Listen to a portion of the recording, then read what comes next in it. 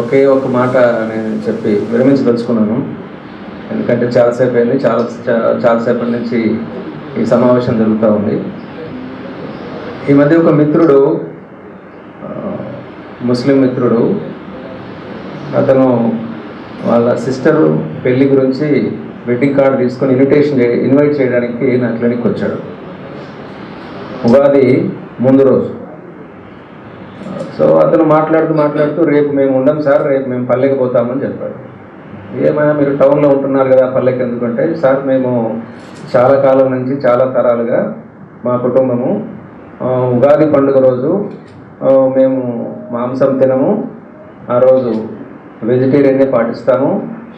అది ఏ రోజైనా కూడాను, పండుగ వస్తే మటుకు మేము ఉదయం ఏమాత్రం టిఫిన్ తినకుండా మా నాన్న స్నానం చేసి ఫస్ట్ ఒక కొబ్బరికాయ, తర్వాత గురుగా దక్షిణ తీసుకొని అమ్మవారి శాల దగ్గర పోయేసి మేము అది ఇచ్చి, అది అయిపోయిన తర్వాత వాళ్ళ ఆశీర్వాదం తీసుకొని మళ్ళీ మా పనులు చేసుకుంటాము అని చెప్పేసి చెప్పాడు.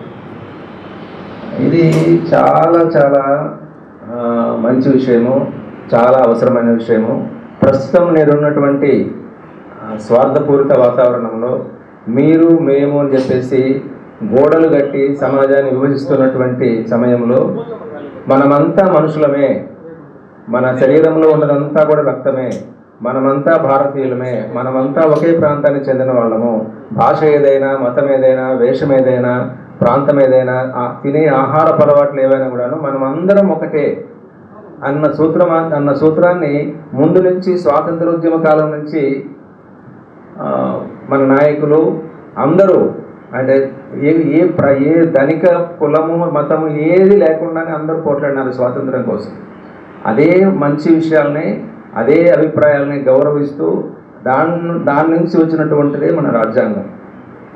మన రాజ్యాంగంలో ఒకే ఒక మాట చెప్తారు ముందు మాటలో, ప్రియాంబుల్లో.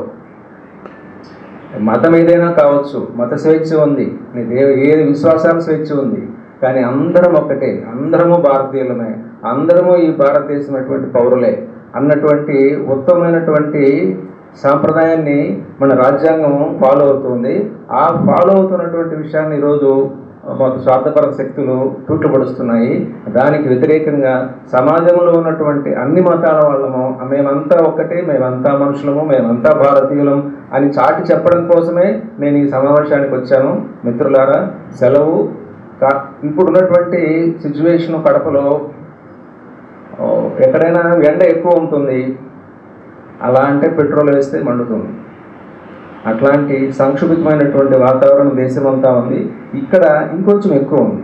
ఇట్లాంటి సందర్భంలో మనమందరము కలిసి అట్లాంటి స్వార్థపర శక్తుల్ని ఎదుర్కోవటం కోసం మనమంతా కలిసి పనిచేస్తేనే మనమంతా హాయిగా ఉండగలుగుతాము, మన పనుల్ని మనం సజావుగా మనం చేసుకోగలుగుతామన్నామని చెప్పేసి మీకు ఈ రెండు మాటలు చెప్పి అవకాశం ఇచ్చినటువంటి మీ అందరికీ కృతజ్ఞతలు తెలుపుతూ ముగిస్తున్నాను.